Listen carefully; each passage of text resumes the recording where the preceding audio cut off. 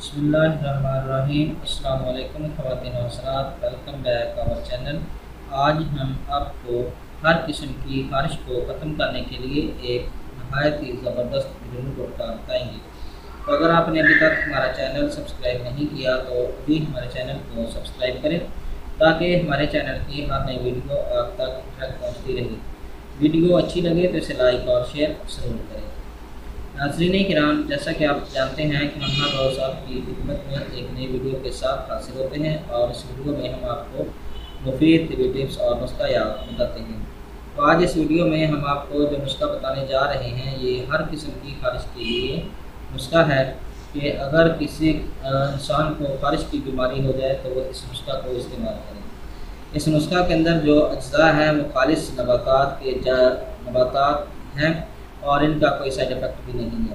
बात तो यूँ होती है कि अगर इस नुस्खा के अंदर केमिकल्स का इस्तेमाल किया गया हो जिसकी वजह से साइड इफ़ेक्ट होते हैं, जिस तरह के एलोपैथिक की अद्वियात हैं इनके अंदर केमिकल्स इस्तेमाल होते हैं और अगर इनकी वजह से आराम ना आना हो इसकी वजह से साइड इफ़ेक्ट्स भी इसके ज़ाहिर होते हैं।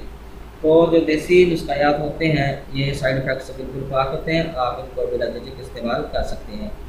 तो ख़ारिश के लिए जो नुस्खा आपको बताने जा रहे हैं उसके जो अज्जा हैं वो ये हैं: नमोली 20 ग्राम, नीम के पत्ते 20 ग्राम पिसे हुए, नीम की छाल 20 ग्राम ये भी आपने पिसी हुई लेनी है, सरसों का तेल आधा कप। ये आपके नुस्खा के अज्जा हैं।